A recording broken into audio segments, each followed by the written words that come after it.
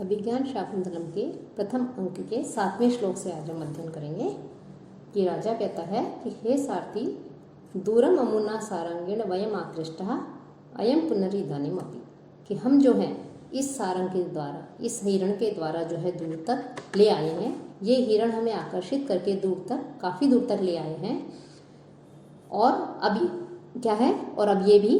ग्रीवा भंगाभिरामम मुहुः अनुपतति स्यंदने बद्ध दृष्टि पश्चाद अर्धेन प्रविष्ट है शरपतन भयाद भूयसा पूर्वकायम दर्भि अर्धावलीढ़ श्रम विव्रत मुख भ्रंशिभिः कीर्ण वर्तमा पश्यद उदग्र प्लुतत्वाद वियति बहुतरम स्तोकम उर्व्याम प्रयाति। कि इसमें जो है कालिदास के द्वारा जो अभिज्ञान शाकुंतलम रचा गया है उसका भी ये एक तरह से जो महत्वपूर्ण जो है ये श्लोक है। कि इसमें सभावोक्ति एक तरह से अलंकार है कि जो सारथी है उस सारथी से राजा दुष्यंत जो हिरण के पीछे चल रहे हैं उसका शिकार करने के लिए, तो उस हिरण की स्वभावगत जो चेष्टाएं हैं उन चेष्टाओं का इसमें वर्णन किया गया है। कि जब किसी जीव के हम शिकार के लिए उसके पीछे दौड़ते हैं तो जीव जो है वो प्राणी अपने प्राणों को बचाने के लिए किस प्रकार की चेष्टाएं करता है उसका वर्णन है। तो हिरण की स्वभावगत चेष्टाओं का इसमें वर्णन किया जा रहा है कि वो अपने प्राण बचाने के लिए कैसे आगे दौड़ रहा है, क्योंकि उसके पीछे पीछे राजा दुष्यंत जो है उसका शिकार करने के लिए आ रहे हैं। तो इसकी स्वाभाविक चेष्टाओं का वर्णन होने के कारण यह सभावोक्ति अलंकार है। साथ ही साथ इसमें जो है सृग्धरा नामक छंद भी है। कि हे सारथी, पश्य देखो, अनुपतति स्यंदने, कि अनुपतति स्यंदने की जो रथ है वो कैसा है, अनुपतति पीछे दौड़ रहा है। तो पीछे दौड़ते हुए रथ पर मुहुः बार बार ग्रीवा भंगाभिरामा, ग्रीवा जो गर्दन है उसको उसको मोड़ने से कैसा है, अभिरामम सुंदरता पूर्वक, बहुत सुंदर लग रहा है। कि हिरण जो अपने प्राण बचाने के लिए दौड़ रहा है अपनी गर्दन मोड़ करके पीछे देख रहा है कि मैं सुरक्षित हूँ या नहीं हूँ। तो इससे जो है वो सुंदरता पूर्वक बद्ध दृष्टि, एकाग्र दृष्टि से देखता हुआ कि वो दौड़ तो आगे की तरफ रहा है लेकिन पीछा करते हुए जो राजा है उस राजा को गर्दन टेढ़ा करके पीछे की ओर देख रहा है कि कहीं मैं ये जो है मेरा शिकार नहीं कर दे, मैं सुरक्षित तो हूँ। और शरपतन भयात, और बाण लगने के भय से, भूयसा के बहुत अधिक, पश्चात अर्धेन कि उसने शरीर का जो पीछे का भाग है उस पिछले भाग से पूर्व कायम शरीर के आगे के भाग में प्रविष्ट है, मानो वो प्रविष्ट हो गया है आगे के भाग में जो है उसको धंसा लिया है। कि ऐसे लग रहा है कि उसको ऐसा जो पशु हैं उनकी स्वाभाविक वृत्ति का वर्णन किया जा रहा है। जब उससे अपने प्राणों का संकट होता है किसी से कि ये मेरा वध कर सकता है, मेरी मृत्यु है इसके हाथ हो सकती है, तो अपने प्राणों की रक्षा करने के लिए वो अपने शरीर का जो पीछे का भाग है उसको ऐसे लगता है मानो आगे के भाग में एक तरह से सिकोड़ लेता है कि कम से कम मैं अपने शरीर के भाग को सुरक्षित कर लूँ। तो हिरण भी जो है वो दौड़ रहा है, तो बाण लगने के भय से उसने अपने शरीर के पश्चात अर्धेन पीछे के भाग को पूर्व कायम प्रविष्ट है, आगे के भाग में प्रविष्ट कर लिया। श्रम विव्रत मुख भ्रंशिभिः, और श्रम और परिश्रम के कारण दौड़ रहा है और दौड़ने के कारण जो थकान हो रही है, थकावट हो रही है, उसके कारण विव्रत खुले हुए मुख से भ्रंशिभिः गिरने वाले, क्या गिरने वाले, दर्भि की जो घास है उस घास कैसी है घास, अर्धावलीढ़ आधी चबाई हुई जो दर्भि घास है उससे कीर्ण वर्तमा वो मार्ग जो है भर गया है। कि हिरण दौड़ रहा है, उसके वो घास जो है वो चर रहा था, अपना भोजन ग्रहण कर रहा था, घास ग्रहण कर रहा था। इतनी देर में जो है राजा दुष्यंत आ जाते हैं उसका शिकार करने के लिए, तो वो जो है उसके मुख में जो घास थी उसको लेकर ही वो वहाँ से दौड़ता है अपने प्राणों को बचाने के लिए। तो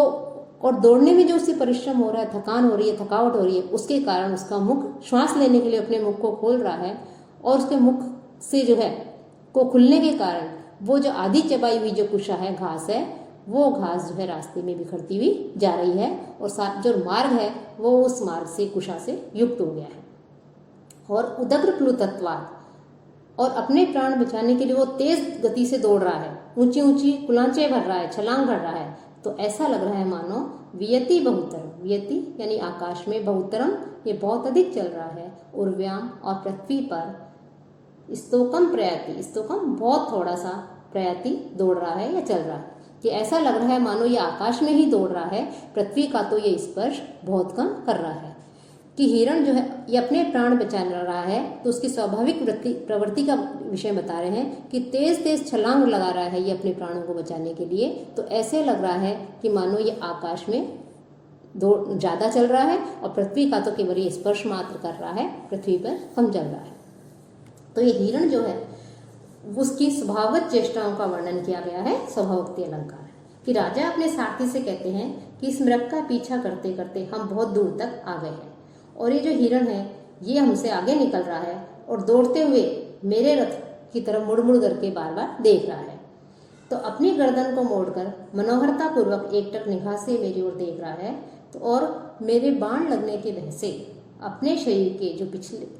का भाग है उसको आगे के भाग में घुसा लिया है, अर्थात गोलाकार एक तरह से बन गया है। तो ऐसा लग रहा है मानो आगे के भाग में प्रविष्ट हुआ सा वो उसके पिछला भाग दिखाई पड़ रहा है, जान पड़ रहा है। साथ ही दौड़ने में इसे बहुत अधिक थकान हो रही है, परिश्रम हो रहा है। तो जो ये इसके मुख में जो घास थी वो घास जो है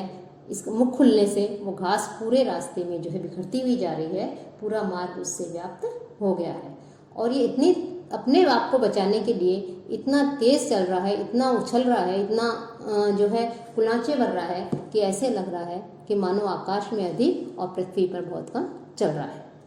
तो इस प्रकार से इसमें जो है ये स्वभाव हिरण की स्वाभाविक जो क्रिया है उसका वर्णन किया गया है। तो स्वभावोक्तिक चेष्टाओं का वर्णन करने के कारण यहाँ पर स्वभावोक्तिक अलंकार है। सारथी कहता है आयुष्मान उद्घातिनी भूमि इति मया रश्मि संयमना रथस्य मंदीकृतो वेग, कि ये पृथ्वी जो है ये भी क्योंकि वो जंगल में थे तो कहते हैं ये जो पृथ्वी है ये भी ऊंची नीची है, उबड़ खाबड़ है, इसलिए मैं जो रथ की जो डोरी है उसको मैं खींच लेता हूँ और जिससे जो है हमारी गति कम हो जाएगी। तेर मृग एश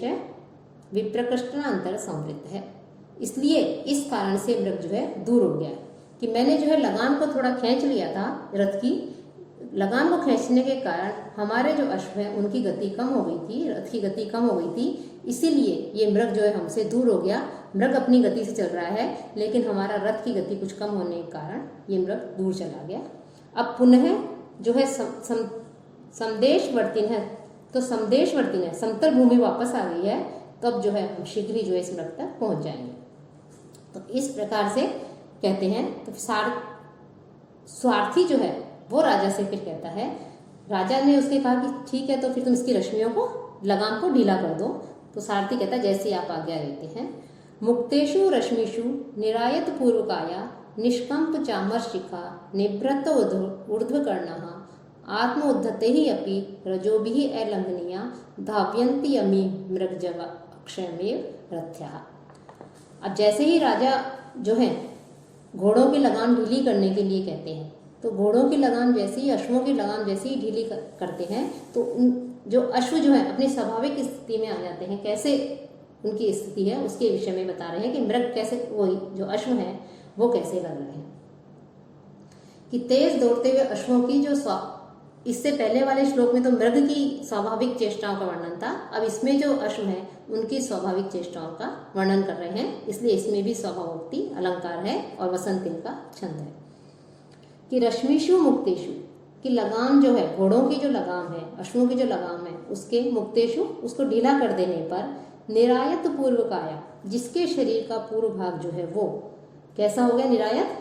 पूर्ण रूप से फैल गया है। किसी कि उसके लगाम खींचने से तो अश्व थोड़ा पीछे की ओर मुड़ गए थे तो जो है उनका शरीर सिकुड़ गया था, लेकिन जैसे ही हमने लगाम ढीली की इनके शरीर का जो पूर्व भाग है पूर्ण रूप से फैल गया है। निष्कंप चामर शिखा,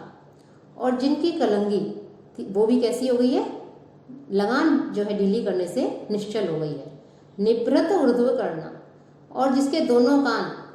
अश्व जो हैं उनके दोनों कान खड़े हुए हैं और निश्चल है। और ये जो तेज गति से दौड़ रहे हैं अश्व, तो ये आत्म उद्धते ही अपने द्वारा उड़ाई गई रजोभी की जो मिट्टी है, अपने द्वारा उड़ाई गई जो मिट्टी है उस धूलि से अलंघनीया उसके द्वारा उल्लंघनीय नहीं है। ऐसे अमी रथ्या, ये रथ के घोड़े मृग जब अक्षमया, कि मृग मानो मृग के वेश को सहन नहीं कर पा रहे हैं, इस कारण से धावंती, ये तेज दौड़ रहे हैं। अर्थात राजा, यहाँ पर श्लोक का तात्पर्य यह है कि जैसे ही सारथी कहता है कि अब समतल भूमि आ गई है, अभी तक तो हमने अपने अश्वों की रथ की गति कम कर दी थी अश्वों की लगाम खींच के, अब जो भूमि है वो समतल है, तो राजा कह रहे हैं कि अब अश्वों जो है उनकी लगाम ढीली कर दो। तो लगाम ढीली करने सारथी वैसे ही करता है, तो राजा जो है वो रथ के वेग को देखता है और फिर अश्वों को देखकर ये कहता है कि देखिए, जैसे ही मैंने, सारथी कह रहा है राजा को कि जैसे ही मैंने जो है इनकी अश्व जो है इनकी रस्सियों को ढीला किया, ये अश्व जो है तेज गति से दौड़ने लगे। कि राजा को से कहेंगे आपकी आज्ञा प्राप्त करते ही जैसे ही समतल भूमि आई, मैंने लगाम ढीली की, ये अश्व जो है तेज गति से दौड़ने लगे। और दौड़ने के कारण इनके शरीर का जो आगे का भाग था, निरायत पूर्वक आया, कि इनके शरीर का जो अग्रभाग था वो पूर्ण रूप से फैल गया है। और तेज गति से दौड़ने के कारण इनके मस्तक पर जो इनकी शोभा के लिए जो कलंगी बांधी गई थी वो भी निश्चल एवं शांत दिखाई दे रही है। और इनके जो ऊर्ध्व कर्ण, इनके जो कान हैं वो भी निश्चल एवं खड़े हुए हैं। और ये अश्व जो है वो इतनी तेज गति से दौड़ रहे हैं कि आत्म उद्धते ही रजो भी, कि अपने द्वारा उड़ाई गई धूली, कि अश्व चल रहे हैं उनके खुरों से जो मिट्टी उड़ रही है वो मिट्टी उड़ करके उन तक पहुंचे, उन अश्वों का स्पर्श करे, तब तक वो अश्व जो है और आगे निकल जाते हैं। तो उस धूली को भी स्पर्श नहीं करने वाले ये रथ के जो घोड़े हैं, ये मानो मृग के वेग को सहन नहीं कर पा रहे हैं कि ये मृग हमसे तेज कैसे दौड़ रहे हैं। तो उनके वेग को सहन नहीं करने के कारण ये अश्वी जो है ये तेज गति से दौड़ रहे हैं। कि राजा कहता है सत्यम, ठीक है, अतिथ्य हरितो हरिश्चय वर्तन्ते वाजिन है, कि ये जो अश्व हैं ये सूर्य और इंद्र के गुणों का भी अतिक्रमण कर रहे हैं तथा उनसे भी तेज दौड़ रहे हैं। कि यदा लोके सूक्ष्म वज्रति सहसा तद विपुलता यत अर्धे विच्छिन्नम भवति कृत संधानम इव तत् प्रकृतया यद वक्रम तदपि समरेखम नयनयो न मे दूरे किंचित क्षणमपि न पार्श्वे रथजवात। कि रथजवात, कि रथ के वेग के कारण यत, कि जो वस्तु आलोके देखने में सूक्ष्म, जो सूक्ष्म दिखाई देती है, तत् वही वस्तु सहसा अचानक विपुलताम व्रजती, विपुलता को प्राप्त हो जाती है, विशालता को प्राप्त हो जाती है। यत अर्धे विच्छिन्नम, और जो बीच में से विच्छिन्नम कटी हुई दिखाई देती है, तो वो ऐसे लगता है मानो कृत संधानम विभवती, वो जोड़ दी गई सी हो जाती है। और यत जो प्रकृतया वक्रम, और जो स्वभाव से ही टेढ़ी है, वो भी ततपि, वह भी समरेखम, नेत्रों के लिए जो है नयनयो, नेत्रों के लिए समरेखम, सीधी हो जाती है। तथा किंचित, और कुछ भी, क्षणमपि, कुछ क्षण भी जो है न दूरे, न तो मुझसे कोई वस्तु दूर रह पाती है और न पार्श्व, और न ही जो है वो मेरे पास रह पाती है। कि रथ के वेग को देखने के पश्चात राजा सारथी से कह रहे हैं कि जो अश्व हैं, रथ के जो अश्व हैं तेज गति से दौड़ रहे हैं, तो रथ की गति भी जो है तेज है। तो रथ के समीप जो वस्तु हमें प्रारंभ में छोटी सी दिखाई देती है, दूर, हमसे दूर होने के कारण वही वस्तु शीघ्र ही, हमारा रथ जो है इतनी तेज गति से चल रहा है जो,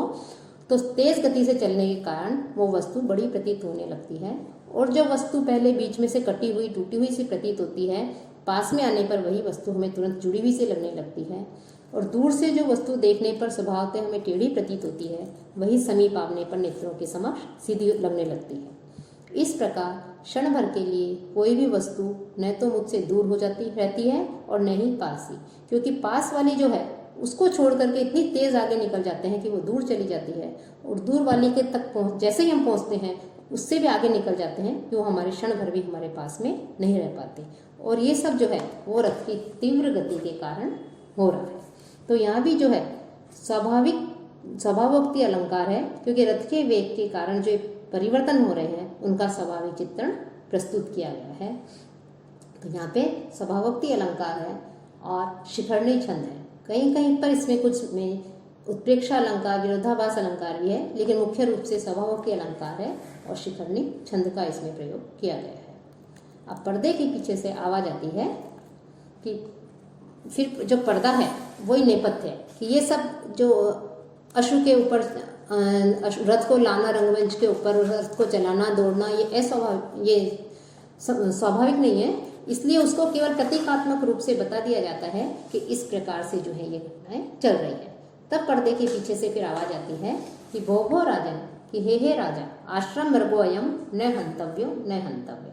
कि हे राजा ये आश्रम का मृग है, इसे नहीं मारना चाहिए, इसे नहीं मारना चाहिए। कि राजा जो है वो हिरण को मारने के लिए अपनी प्रत्यंचना चढ़ा रहा है, उसका पीछा कर रहा है और पीछा करते करते वो आश्रम की सीमा के आसपास पहुंच जाता है। तो पर्दे के पीछे से आवाज आती है कि ये आश्रम का मृग है, इसे नहीं मारना चाहिए, नहीं मारना चाहिए। कि सारथी उसको सुनकर और देख करके कहते हैं राजा से कि ये जो है हमारे और आप और का जो बाण है, इस बाण के और हिरण के बीच में ये कुछ तपस्वी उपस्थित हो गए थे। जैसे ही मृग पास में आया आप इसका शिकार कर सकते थे, लेकिन बीच में जो है कुछ तपस्वी आ गए हैं। तो राजा जो है जैसे ही तपस्वी का नाम सुनता है वो कहता है तेन ही प्रगृहताम वाजिन, तो जो वाजिन है कि जो अश्व है उन अश्वों की लगाम को खींचिए, अर्थात हमें जो है अब यहाँ रुकना चाहिए तो घोड़ों की लगाम को खींचिए, ऐसा कहकर के सारथी रथ को रोक लेता है। तो ये हमने जो है आज यहाँ तक अध्ययन किया। अब इससे आगे का जो श्लोक संख्या 10 है उससे जो है हम कल अध्ययन प्रारंभ करेंगे।